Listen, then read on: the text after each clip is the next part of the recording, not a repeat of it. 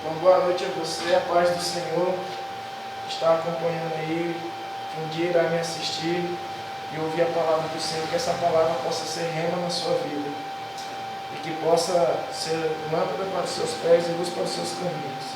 Que Deus te abençoe aí e abra o seu entendimento, tanto aí como os que estão aqui presentes ao vivo, para que nós escutarmos a palavra, que não seja eu falando, mas que seja a palavra do Senhor. Então, gente, nós estamos nos livros proféticos. A gente já viu uma pequena introdução e o livro de Isaías no encontro passado. Então a gente viu que Isaías profetizou algumas coisas que Jeremias confirmou em profecia também. Eles não viveram na mesma época e os contextos eram diferentes. Então, embora Isaías traga muitas palavras também de juízo, de condenação dos povos e do pecado de Israel, mas ele trouxe também a esperança do nascimento de Jesus. Então ele é conhecido como um profeta messiânico, por ele ter citado várias profecias com relação a Jesus. E esse pequeno trecho, essa pequena introdução para a gente se encaixar aqui. Jeremias. O propósito de Jeremias é anunciar o juízo e chamar o povo ao arrependimento. Os livros proféticos, geralmente, de uma maneira geral, eles vão trazer uma palavra uma advertência de Deus ao povo. Lembra que o contexto aí era dos reis, de uma Judá toda idólatra, afastada dos caminhos do Senhor, e Israel também já tinha caído na mão da Síria. Pela mão da Síria, que também tinha sido profetizado.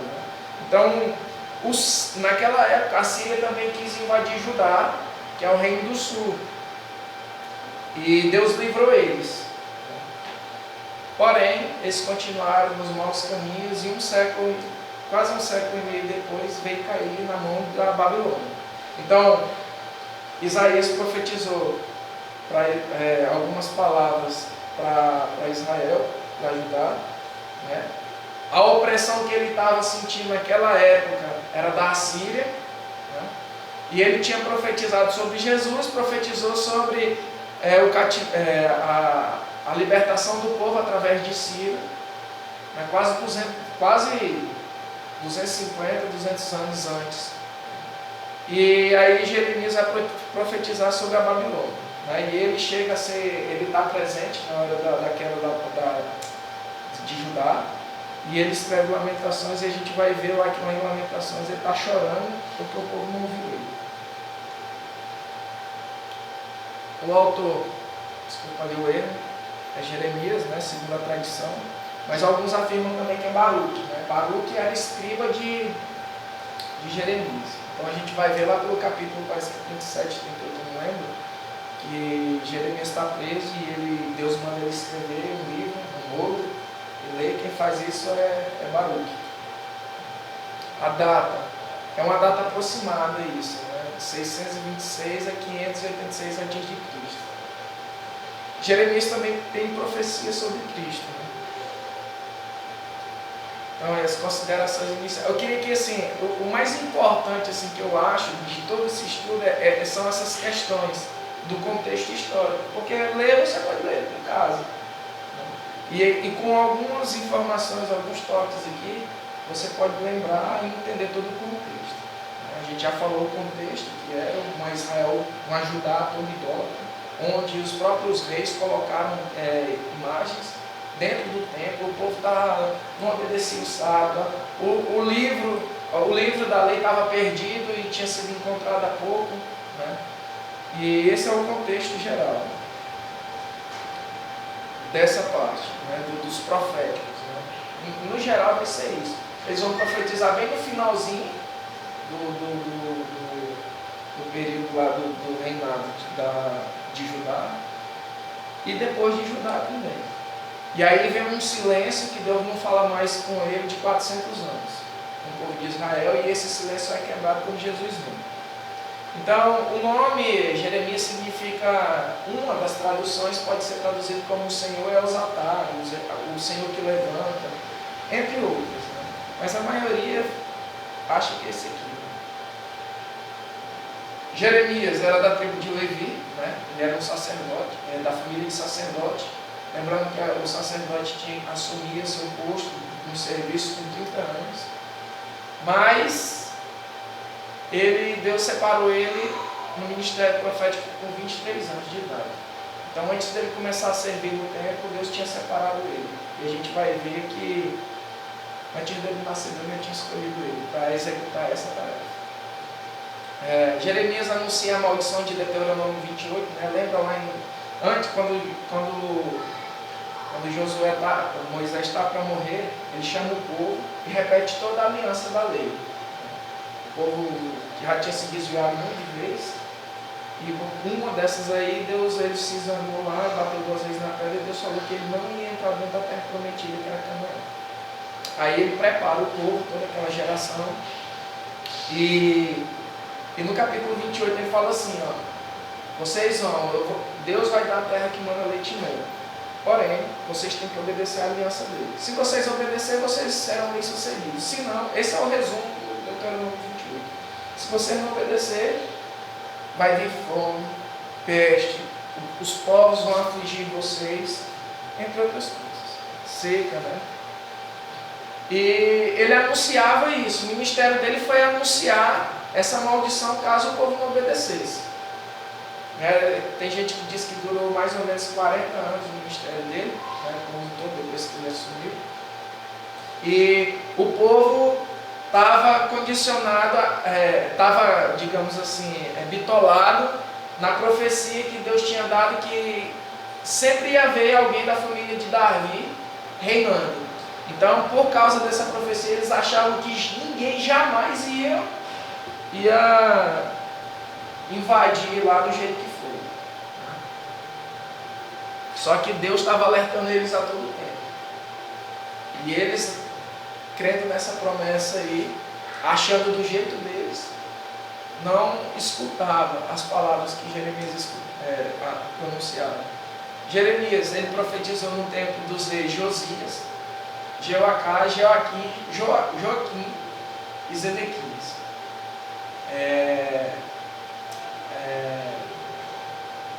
Josias, desses aqui, o único rei bom foi Josias, né, que fez as reformas. A gente viu lá, a gente vai dar uma olhadinha. E ele foi contemporâneo de Sofonias, Ezequiel e Abacuque. Então eles profetizaram no mesmo tempo, né, foram contemporâneos. Então vai ter algumas profecias que vai ter desses aqui de Sofonias, Ezequiel e Abacuque, que vai ter alguma coisa a ver com o que o Jeremias profetizou. Eles viveram na mesma época. E Deus, assim, na maioria das vezes, Ele vai confirmando as palavras, né? E isso é para você focar que os livros proféticos, eles foram escritos dentro dos livros históricos, né? Principalmente de reis, né? Crônicas. Os acontecimentos aqui é a iminência da invasão babilônica. Jeremias estava anunciando a todo tempo, a Babilônia vai vir e vai destruir vocês, a Babilônia vai fazer vocês levar vocês para o cativeiro. Lá em Isaías, como eu já tinha dito aqui, mais uma vez eu não prestei atenção que eu tinha colocado aqui, vimos que Isaías profetizava sobre a ameaça à Síria, Jesus e a libertação do povo do cativeiro. Lembrando, quase 250 anos antes de tudo isso acontecer. Então aqui está todos os reis de Judá, né? Desde quando Salomão morreu. Aqui são os herdeiros, lá, os parentes da linhagem de Salomão. Isaías profetizou aqui Uzias, Jotão, Acás e Ezequias. Jeremias, Josias, Joacás, Eliaquim ou Jeoaquim, Joaquim, Matatias e esses Ezequias. Às vezes um rei recebia mais de um nome. Então, lembrando, os vermelhos foi tudo rei ruim, né? Preto foi rei mais ou menos. Porque a gente vê que por reis eles foram bons, mas a gente compara com outros livros como Crônica e a gente vê que ele não foi tão bom assim. Mas no geral, passou. Então o esboço de Jeremias, primeiro começa com o chamado dele no capítulo 1, as advertências e exortações de Jeremias que vão do capítulo 2 até o 35, o sofrimento do profeta, né? Aí ele sofrendo por causa do ministério dele. Só que em outros lugares aqui também ele sofre algumas coisinhas também. Ele apanha, ele é preso, né? Fora desses capítulos aqui. A queda de Jerusalém, de 39 ao 45, e o julgamento de Deus contra todas as nações. Aqui vai haver um monte de palavra de juízo para essas nações aí que estavam em volta de Israel, ou de Judá. Então aqui o chamado de Jeremias, o capítulo 1 vai explicar tudo. Né? Deus tinha escolhido ele antes de tempo. Aí ele fala, assim, eu sou como criança, ou seja, eu não sei falar, não sou nada, eu sou inexperiente, sou jovem. Deus fala assim, vou colocar minhas palavras na tua boca. Você vai ser minha boca. O tempo dele. E o Senhor colocou as palavras na boca dele. E ele, com essa conversa aí, Deus pega e dá logo uma visão para ele, né? Da amendoeira e dá uma panela quente. Amendoeira, eu fui dar uma pesquisada para ver o que é, porque nada na Bíblia é diferente. Amendoeira significava que Deus ia cumprir a palavra dele. E também significava que é a primeira árvore na primavera floral. Talvez isso seja alguma coisa relacionada a ele ser profeta da família dele, por ele ser tão novo. Esse é o chamado dele.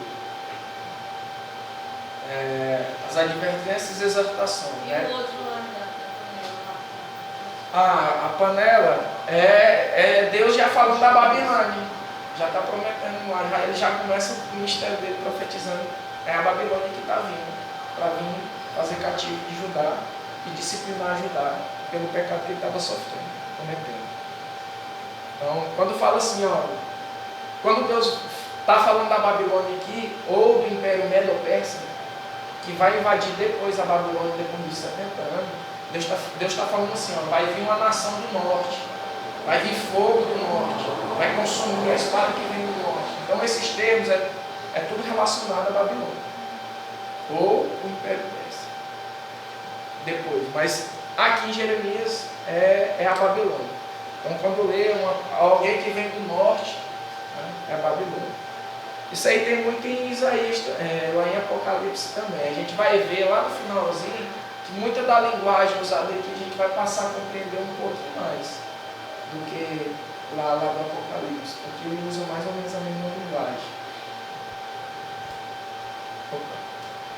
Então aqui, do capítulo 7 ao capítulo 10 eu fiz um resumão, e ele quer dizer o quê? Aquela profecia que eles criam, que sempre Israel, Deus ia deixar ele vir, o reino de Judá, por causa da promessa que ele fez em Davi. Né? E eles confiavam nisso, eles confiavam no templo. Eles não tinham uma aliança com Deus, mas confiavam no templo, por causa do templo, por causa dos milagres do passado. Eles achavam que jamais Judá seria levado cativo. Mas Deus sempre, vocês têm outra coisa que tem que ter em mente, Deus sempre avisava, e eles não atendiam. E Deus sempre repreendia e falava, que era para se arrepender, e não confiar numa vida religiosa. Então aí, Jerusalém vai ser destruída assim como foi Siló. Então tem aqui e mais umas duas passagens onde Jeremias fala isso. Porque Siló era onde o tabernáculo tinha.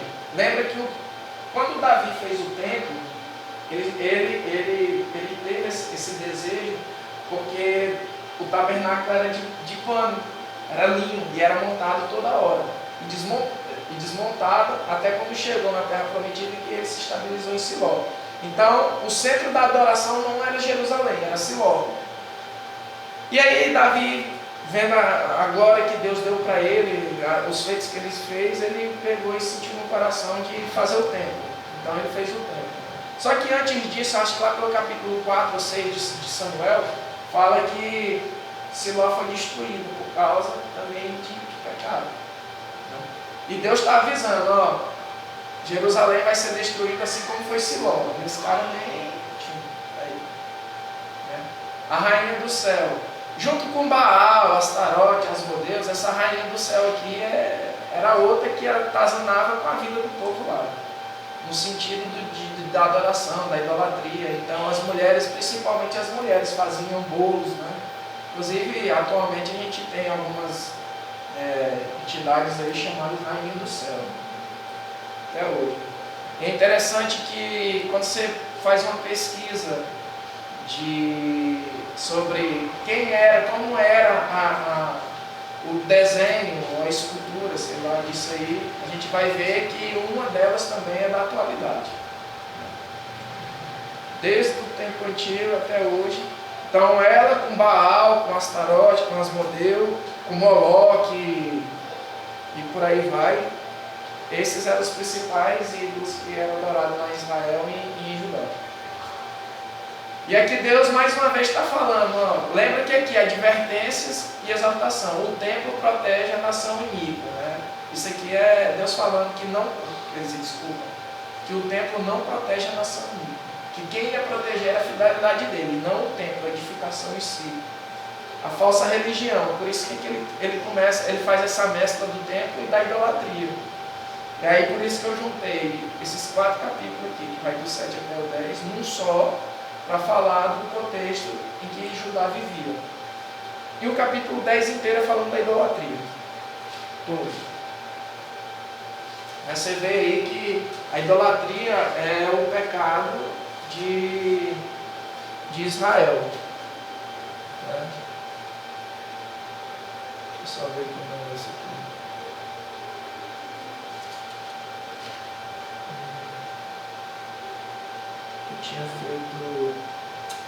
Eu tirei uma parte aqui, mas no capítulo 6 Deus começa falando que também, mais grave ainda, né? Ele está fazendo uma analogia, que Deus ele começou a fazer uma analogia com Israel. Israel é o reino do norte, as 10 tribos do norte. Ele falou assim, ó, eu dei carta de divórcio para Israel, ou seja, eu deixei eles porque eles se desviaram. Então, se vocês se arrepender, eu vou aceitar vocês de volta. E aí eu não vou destruir, e aí depois ele começa falando isso aqui tudinho de novo. O cinto de linha, a gente vai ver que de umas 5 a 6 vezes Deus manda ele fazer atos simbólicos, atos proféticos. Né? E o cinto de linha, Deus pega e manda Jeremias comprar o cinto. Né? E quando ele veste, depois que ele veste, Deus manda ele colocar na fenda perto do rio Eufrates e deixa lá. Com o passar do tempo, Deus lembra ele para ir buscar. Quando ele chega lá, o cinto está podre. E ele fala assim, ó, do mesmo jeito eu vou fazer com Israel com Judá por causa do pecado dele. Então ele usava essas simbologias assim para trazer também um juízo sobre Israel, Judá. No 14 e 15 vai falar de uma grande seca que Deus mandou lá para eles. Lembrando que uma das maldições, Deus já começa a julgar ele aqui, Judá. Então essa seca é uma das maldições que lá de Deuteronômio 28. Que ele fala assim, ó, eu não vou dar chuva, e a terra não vai se produzir, o teu animal no campo não vai reproduzir, vai morrer, não sei o quê, e por aí vai. E é interessante que Jeremias intercede 3 vezes a Deus por causa dessa situação, e Deus não atende. Porque Deus já tinha lá no capítulo 7, Deus já tinha falado assim, ó, eu vou trazer juízo para vocês, aqui atrás, aqui, nesse contexto aí, eu vou trazer juízo e você não é para interceder por Judá. E aqui ele ora 3 vezes ao Senhor e Deus não ouve ele por causa disso. Né? Lembrando que como o juízo era bem próximo, Deus falou para Jeremias assim, ó, você não vai casar e não vai ter filhos, porque o juízo que eu estou trazendo vai ser para logo, vai ser rápido. Então se tu tiver filhos, se tu casar, eles vão morrer de fome igual os outros vão morrer. E outra, Jeremias, eu não quero que tu vá chorar na casa de ninguém não. Então isso é para você ver o que eu vou trazer para Israel. Está acompanhando aí? Se quiser eu digo aí os versículos.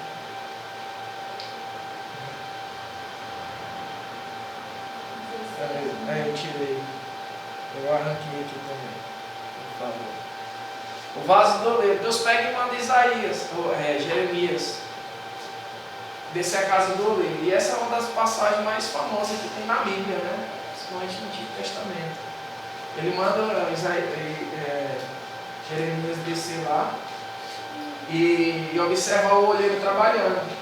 E naquela simbologia, o oleiro, ele está dizendo que é ele, nós somos o barro. Né? E aí ele fala assim para Jeremias: Jeremias, quando eu disser que vou levar juízo a uma nação, e essa nação se arrepender, isso aí eu acho que está no 7:8, no versículo 7:8, e essa nação se arrepender, eu vou também me arrepender do juízo que eu vou trazer. E se eu prometer alguma coisa boa para alguém ou para alguma nação, e se essa nação vier a se desviar dos seus caminhos, eu também não vou trazer o que havia falado. Vou voltar atrás da minha palavra. Mas como se estivesse falando assim, eu vou voltar atrás da minha palavra. Logo em seguida, Deus, aqui é interessante. Essa aqui, eu já estava esquecendo. Quando diante do trono veio aqui, no show que ele gravou lá no Parque do Leão, então eles oraram 70 dias. Não sei se vocês sabem dessa história. Mas tem uma música lá no meio do show lá que tem um vaso, né? Sei lá, no ouvido, faz de novo, né? Que a mulher vai jogando, vai quebrando, né? O jarro, né? Cada um.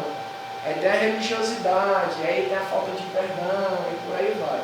Quando chega na igreja, na hora da igreja, que o cara joga o vaso de barro no chão, o vaso não quebra. Todos os outros quebram. E aí o vaso sai rolando assim e não quebra. Isso está fumado, né? Porque cada um que entrava aí, por exemplo, o cara lá era muito rígido, eu sou muito rígido, comigo é assim, eu trato desse jeito, comigo tem que ser no cabresto, tá? Não com essas palavras, né? E aí cada um pegava e jogava e quebrava. Aí quando foi na parte da igreja, que era a parte da questão religiosa, o cara, não lembro se era um cara ou se era uma mulher, ele joga o vaso, o jarro no chão, o jarro bate no chão, não quebra e sai rolando. Diz depois lá que um profeta lá na hora se levantou lá e falou assim: isso é a igreja. Assim como o jarro, quando ele foi moldado, foi passado pelo fogo, ele não tem mais conserto, assim é a igreja. A igreja não está deixando eu modelar ela da forma como eu quero. Então isso aí, né, profecia dos nossos dias, né? E essa é bem interessante, porque não tem explicação nenhuma para aquele jarro não ter quebrado naquela hora, não ser Deus. E aí Deus pega e manda ele comprar uma botija. Jeremias, compra uma botija.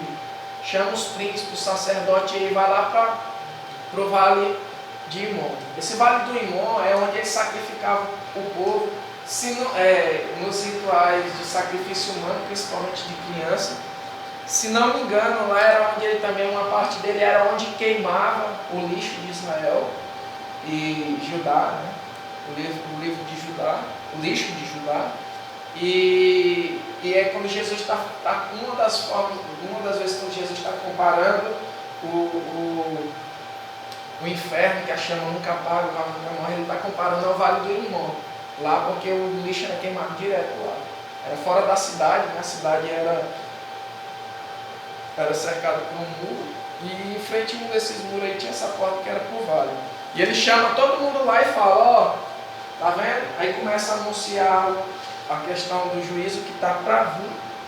E quando ele termina, ele pega o jarro e quebra. E fala assim: e do mesmo jeito que eu estou quebrando esse jarro, Judá vai ser quebrado pelo cativeiro babilônico.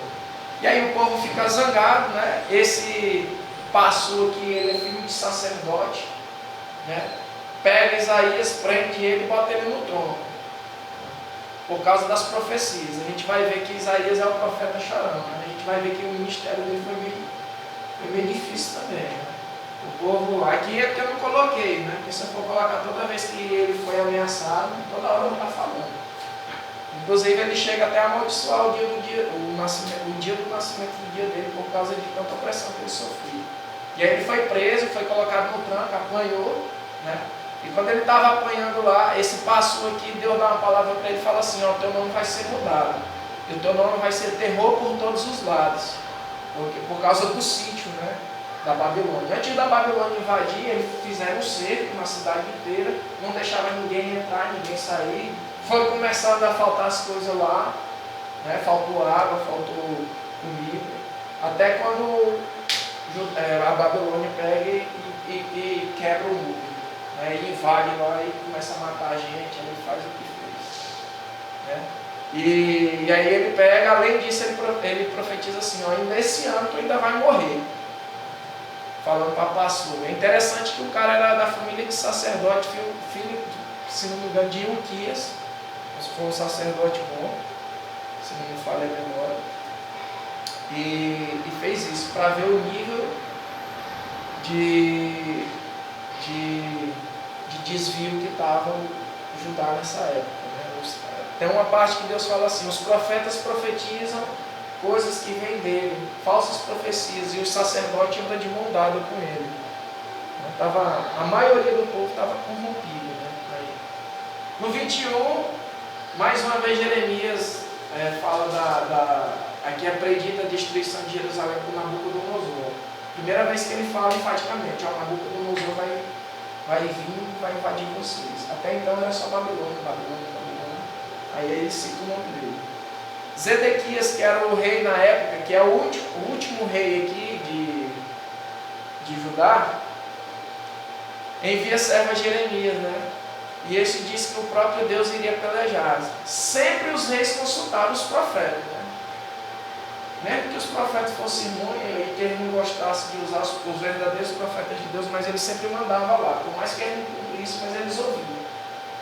Acredito Deus que é assim, uma forma de dizer assim, né? Mostrar para ele: ó, tu escutou a verdade, mas tu não quis. Tu preferiu escutar aqueles falsos profetas lá que falavam que tudo ia ser muito bom, que tudo ia ser uma maravilha, que não ia acontecer nada, então tu preferiu escutar ele, tu e o povo.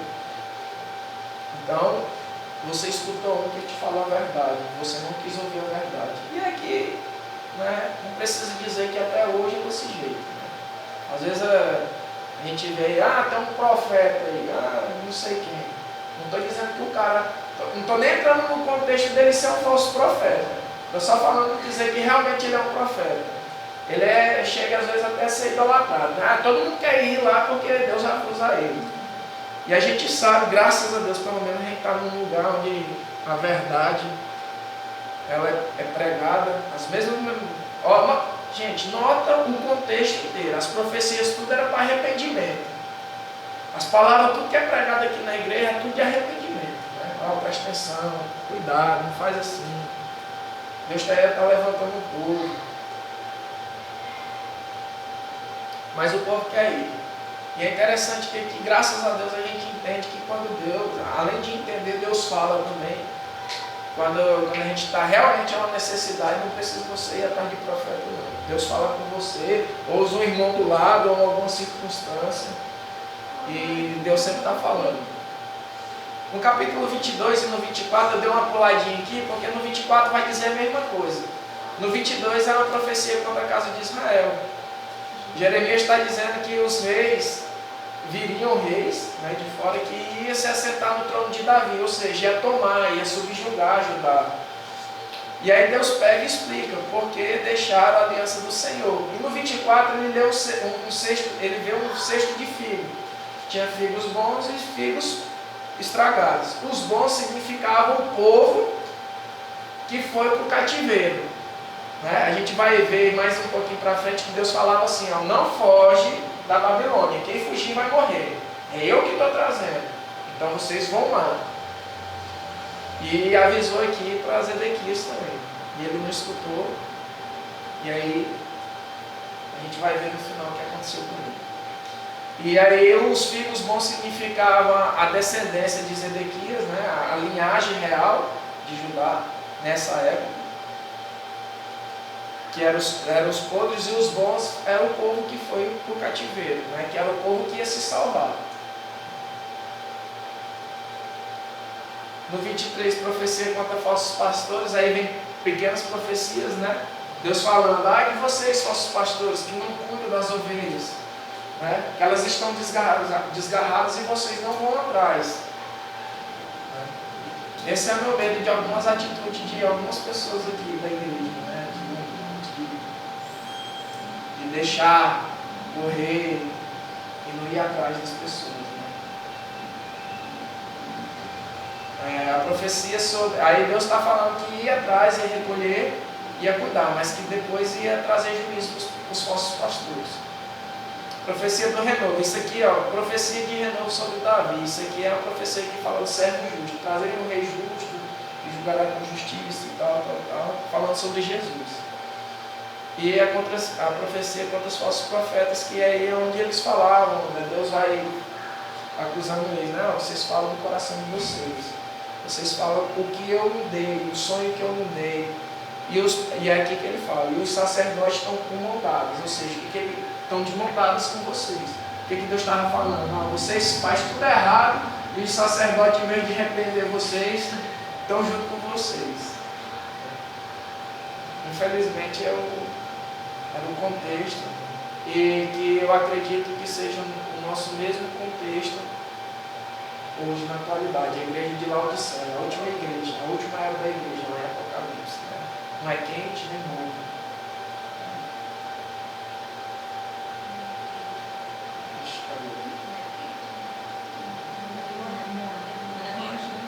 Não é quente nem frio. É morno e aí eu vou vomitar vocês. Importante entender. E aí aqui Jeremias profetiza os 70 anos de cativeiro. Rapaz, ó, no capítulo 4 aí, essa aqui eu faço questão de trazer, porque ele fala assim, ó, por 23 anos ele anunciou o juízo, e o povo não escutou ele, anunciava o arrependimento, e o povo não esperava. Né? No 4º ano do rei Joaquim, não sei o que, por 23 anos eu anunciei.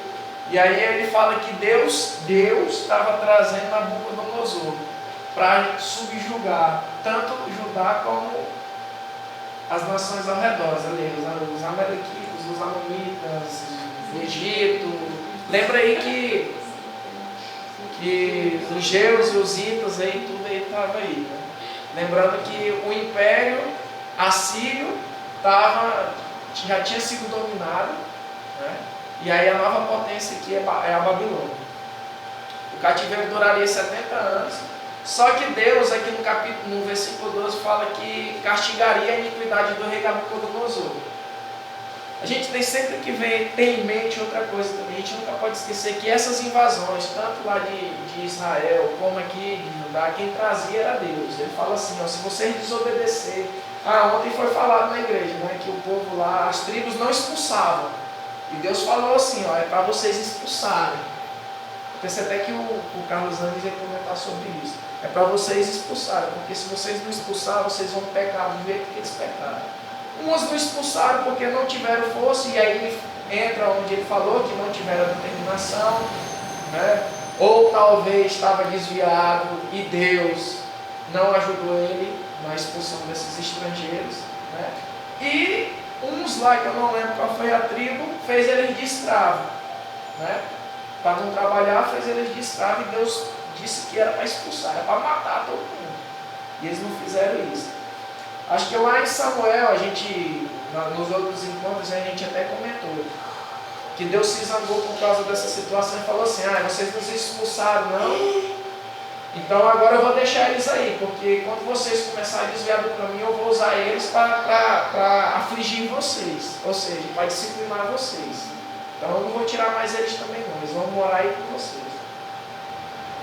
Então toda vez que havia uma nação invadindo Israel, né, a gente vê aí que o Egito, lá em Êxodo, antes disso aí tudo, fez Israel cativo.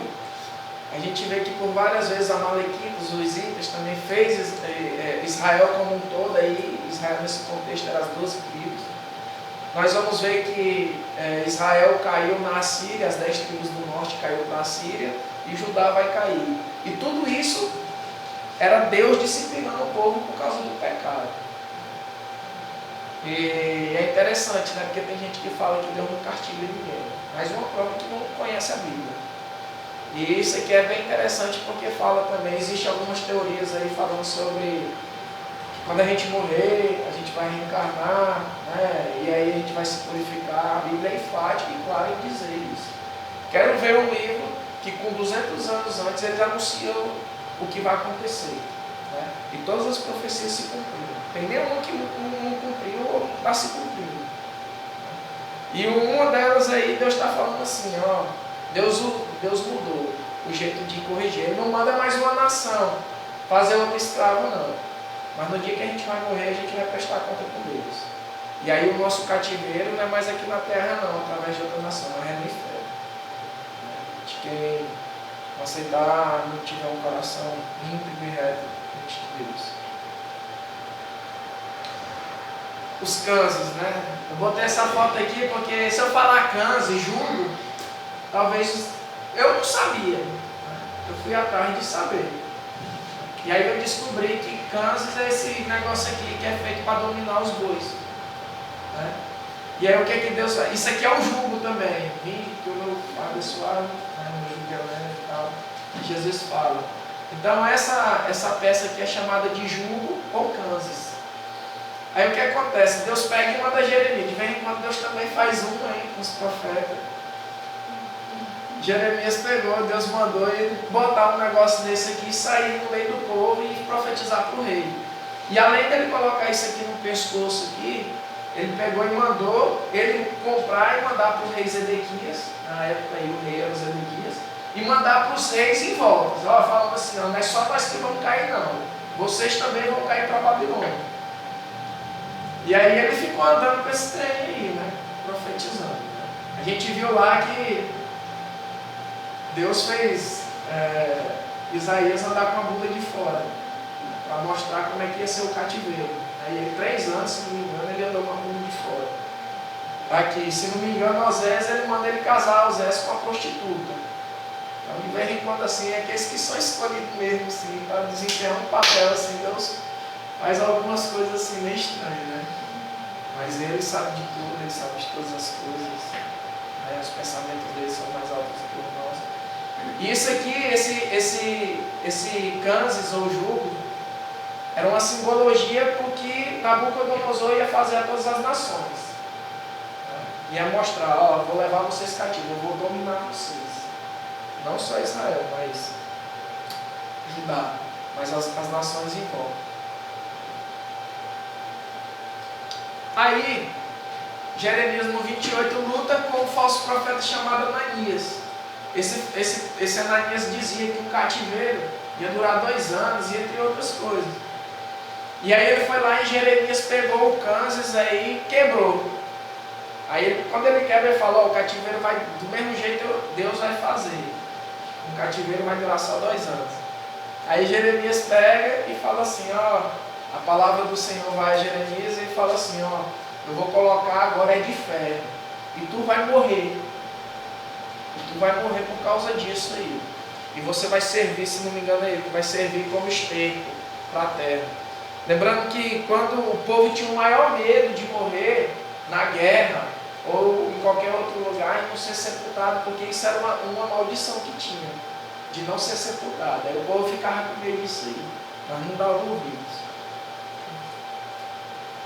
Aí, uma coisa que eu esqueci de falar para vocês é que o livro de Jeremias ele não está na ordem cronológica. Aqui ele envia, no capítulo 29, ele envia uma carta para o povo, que já está no cativeiro. Aí Babilônia já tinha caído, Judá já tinha caído, e ele envia essa carta falando um monte de coisa, mas o principal conteúdo dessa carta é que o povo se arrepender, que Deus ia mudar a sorte deles. O sentido da carta era esse. Do 30 ao 33, Deus faz promessas de restauração. Aí eu anotei para não ter que ficar falando, né? Lá no 30, versículo 3, ele fala assim, farei mudar a sua sorte, trarei de volta para a terra. Os trarei da terra do norte, né? Lá da Babilônia. Vou trazer vocês de novo. A nova aliança na mente, imprimirei minhas palavras no coração e no coração escrevereis. Zedequias, por causa do tanto de profecia que ele dava, tudo ao contrário de Israel, mandou prender ele. E nessa profecia, e quando ele manda prender ele está preso lá e Deus manda ele comprar um campo, um pedaço de terra. E esse pedaço de terra é uma atitude simbólica que a princípio Jeremias não entende. Vai, Senhor, o Senhor está mandando o povo no cativeiro, eu vou comprar terra? Aí Deus pega e responde, não, isso é para simbolizar que eu vou trazer vocês de lá para cá. Então é interessante que Às vezes o profeta, ele não entende a mensagem de Deus, o que Deus quer. Ele traz a mensagem de Deus, mas ele não entende. A palavra que talvez quando ele entrega a palavra ele vai entender, ou talvez ele nunca vai entender. Só quem vai entender é quem recebeu a palavra. Outro dia eu estava conversando com o Gabriel e ele me contou uma situação assim, que ele não sabe, não, foi com o meu tio. Eu levei meu tio para conversar com o Gabriel, e aí o Gabriel pegou e comentou alguma coisa lá, e falou assim, eu vejo uma ferida assim, assim, assim, mas eu não sei o que significa. E às vezes Deus manda dizer abacaxi, eu até falo isso. Às vezes Deus manda dizer abacaxi, eu não sei por que Deus está mandando dizer abacaxi, mas a pessoa que vai escutar com certeza ela sabe.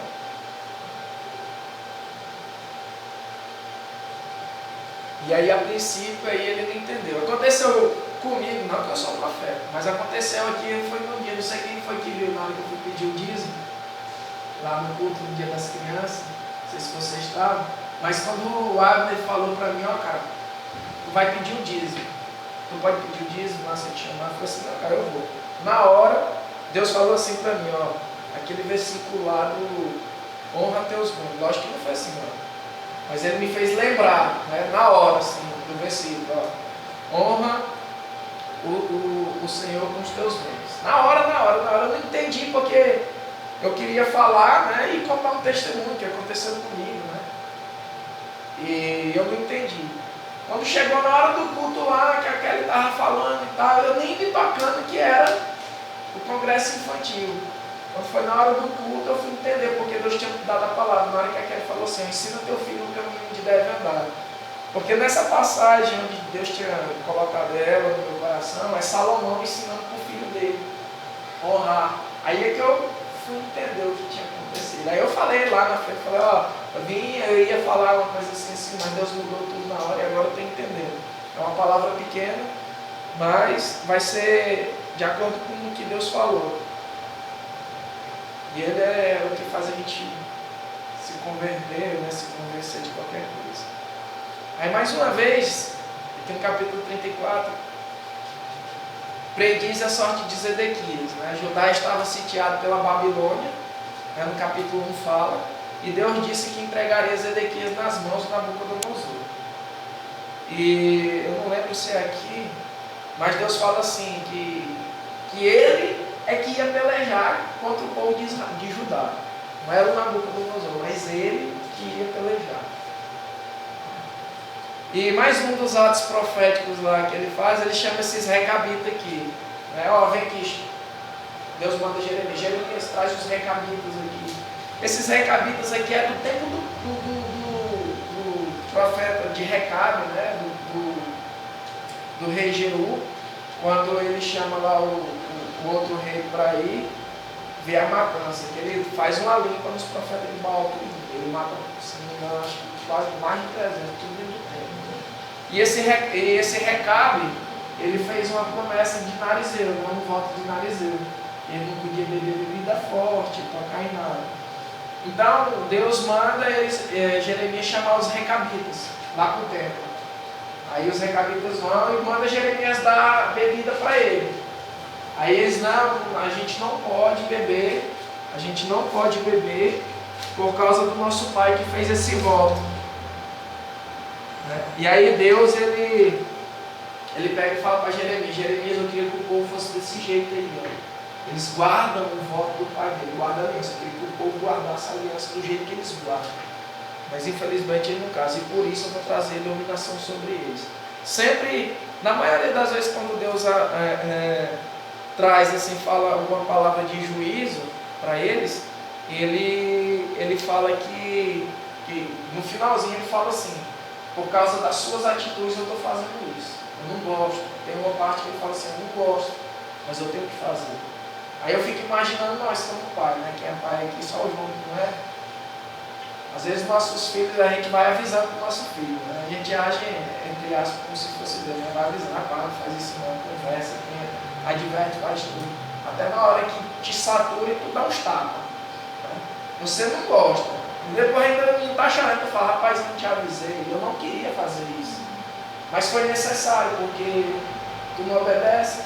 Então a gente vê que o princípio de Deus é o mesmo, mais ou menos o nosso. nesse sentido, né, de repreender o povo, né? Lembra que Deus fala, eu exalto aquele que eu amo, né? E fala também que sabe aquele que aceita a repreensão. O rolo, né? Jeremias aqui está preso. Zedequias, o rei, o último rei de Israel, mandou prender ele por causa das profecias. O povo quer matar ele por causa da sua profecia ruim. E aí ele manda, como ele está preso, ele manda Baruque escrever as profecias, advertindo mais uma vez o povo e ler no templo. E depois mandar para ler para o rei. Aí ele faz isso, ele lê lá no templo, chega ao conhecimento do rei, o rei pega e toca fogo. E Deus manda ele escrever de novo.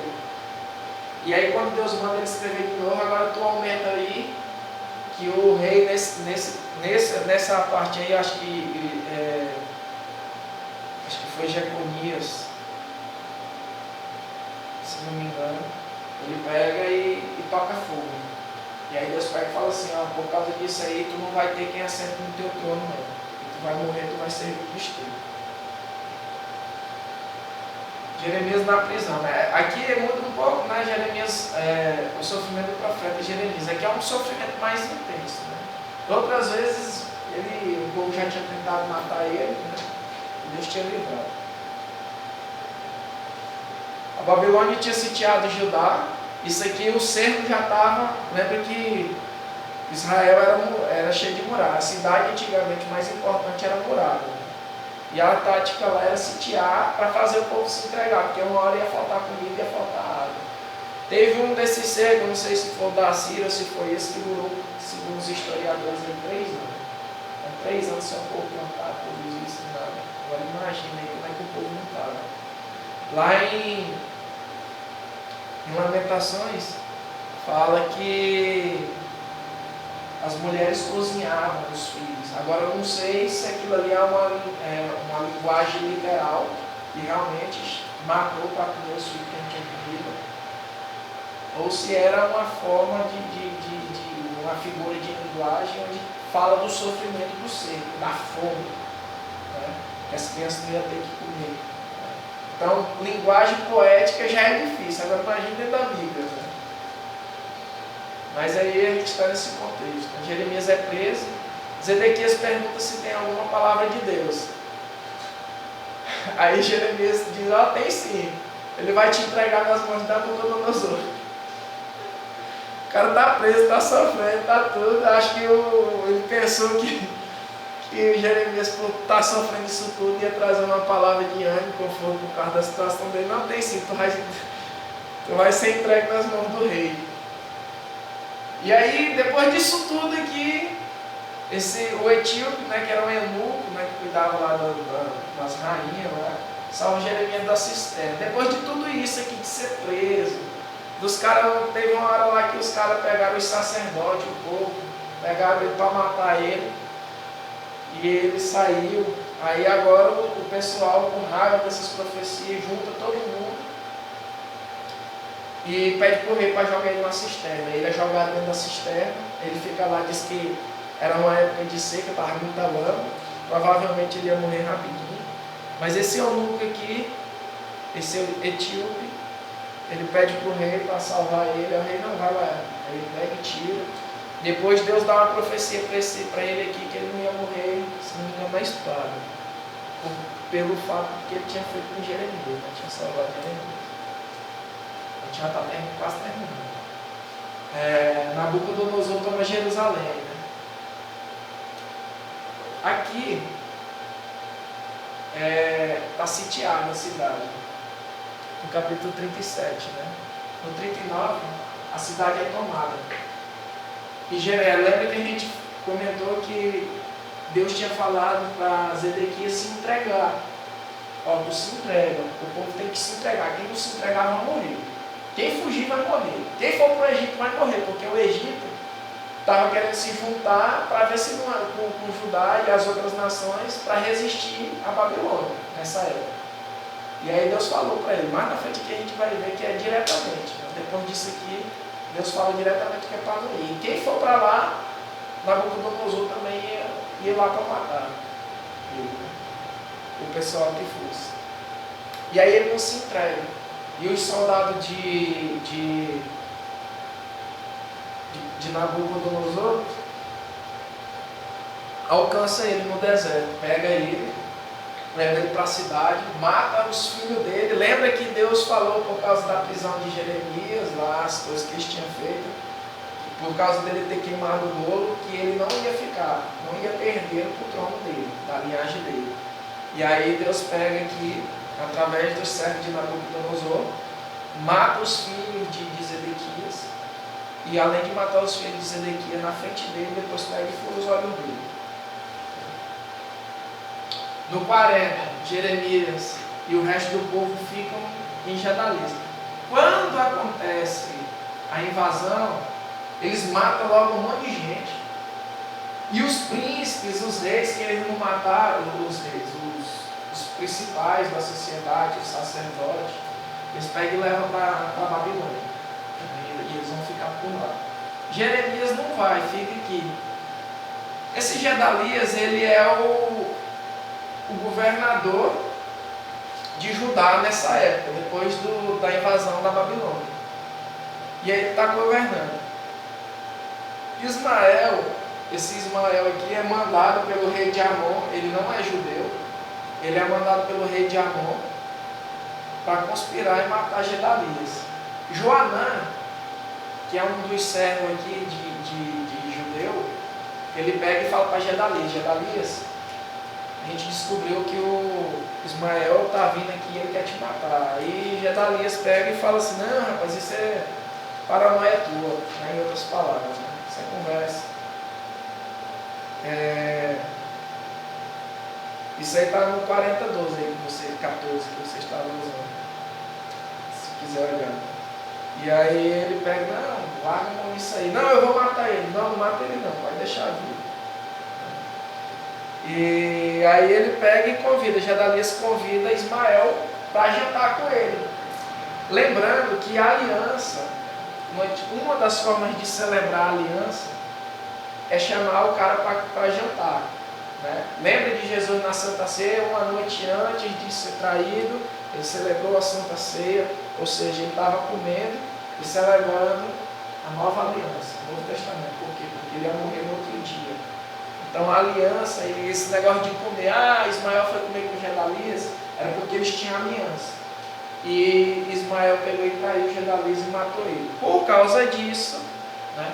Aí Jeremias exorta o povo a não ir para o Egito, é o título, né, do 42 aqui. Por causa do assassinato de Gedalias, o povo temia represária. Ou seja, rapaz, o cara não está, Nabucodonosor, não respeitaram o governador que você colocou lá. Mataram ele. O rei ia ficar enfurecido, ia mandar repreender todo mundo ali, ia passar geral. E aí o povo quer ir para o Egito. E Joanã, que era amigo lá, que era capitão do exército de Gedalias, pede para Jeremias consultar. Essa parte aqui também é bem interessante. Né? Para Jeremias consultar a Deus. Jeremias pega e vai consultar a Deus e fica por 10 dias, a resposta não vem. E quando vem, ele fala, Joanã, não é para ir não. Não é para ir para o Egito. Porque eles estavam achando que se fosse para o Egito, talvez se juntasse. Se fosse, o Egito ia proteger eles. Mas o Egito foi invadido também. Eu imagino que talvez o Egito não era nem para ser invadido, mas como Deus tinha lançado a profecia e falou assim, quem for para lá vai morrer a espada, eu acho que por causa disso, Deus pega e manda invadir lá. Talvez nem tivesse nos planos, mas para cumprir a palavra de Deus e cumprir por Nabucodonosor, talvez ele determinasse a invasão do Egito que aconteceu dele.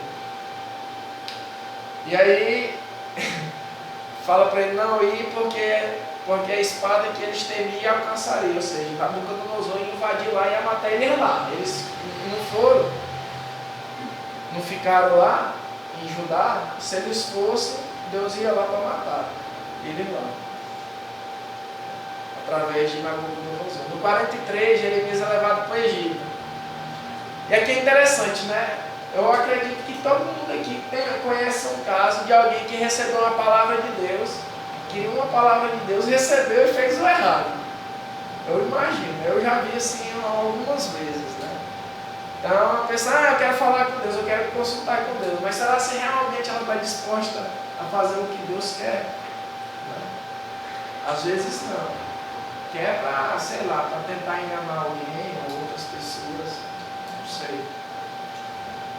E é o que acontece aqui. Jeremias é levado para o Egito pelo povo. Infelizmente ele profetizou, mas não teve escolha. Segundo a tradição judaica, né? Deixa eu só falar isso aqui primeiro. Jeremias profetiza a conquista do Egito por Nabucodonosor. Aqui Jeremias está exortando no 42 para eles não ir para o Egito. Porque se eles fossem, Deus ia alcançar eles lá, ia matar eles lá no Egito. Né? E aqui Jeremias é levado para o Egito e ele profetiza, ó, vocês vão morrer. Ele na frente lá dos judeus, ele fala, Nabucodonosor vai matar vocês. Segundo a tradição, Jeremias morre nesse momento aqui. Ele é apedrejado pelo povo. Rapaz, nesse momento é assim que eu digo, lá no Egito. Não é aqui exatamente nesse momento, mas ele morreu apedrejado no Egito, por causa das profecias que ele fazia. Ó, Judá tinha caído por causa, principalmente, o principal pecado de Judá era a idolatria. Tinha outros, mas o principal era a idolatria. Eles foram embora, foram invadidos por causa da idolatria. Israel foi invadido por causa da idolatria. Eles foram para o Egito, estavam idolatrando lá. Será se o povo era difícil? Rapaz, os caras fugiram. Deus anunciou o juízo por vários profetas. E quantos profetas não deviam ter anunciado isso aí também? Só que assim, né? Jeremias só sofreu, hein? Não, mas teve outros também, teve Miqueias, é porque eu cortei, ali para não ficar muito grande. Mas Miqueias, teve um outro tal de Urias, que foram mortos também por causa das palavras de juízo. Não era só eles, né? Existiam outros profetas. E foram mortos porque falaram a verdade, né? Assim como estão sendo mortos lá na Síria, lá no norte da África, no Oriente Médio, na Ásia, o povo está morrendo porque está pregando o Evangelho. É interessante que lá, ao contrário daqui, por várias e várias vezes, muitas vezes o próprio Jesus aparece lá com o povo que não tem quem prega, ele mata todo mundo. Hoje eu li que parece que 90% ou 80% de cristãos que moravam no Iraque foi tudo morto, ou fugiu. Só tem 10% lá no Iraque hoje por causa do Estado Islâmico. Então tem um site que eu sempre acompanho notícias de lá que tem muito testemunho do povo de lá que fala, né? Que fala que o próprio Jesus apareceu. Eu tinha visto isso naquele congresso de missão que teve, acho que em 2014 ou 2015 na igreja, quando o Davi Botelho veio, que eu comprei uns DVDzinhos. Só que nos DVDzinhos lá contava a história do cara, né? E depois ia uma instituição pesquisar para ver se era verdade e confirmar. Aí os que estão no DVD foi tudo confirmado por essa instituição aí que tem aqui para trás. E aí eu peguei um dia, postei na rádio. Aí a André, que foi missionária, acho que no Egito, se não me engano, ela fala que é comum. Assim, de vez em quando houve uma história dessa. Ó, Jesus apareceu um homem de branco aqui no meio do nada, salvou o povo e tal. Como ela já foi para lá, para aqueles campos lá e já morou, ela disse também, ela confirmou essa história.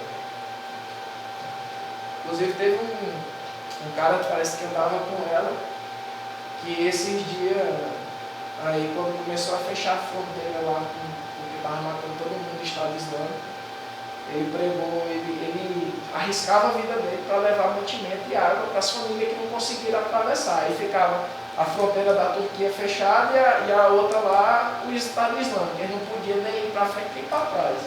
E ficava lá no meio do deserto. Aí o cara levava comida para eles lá.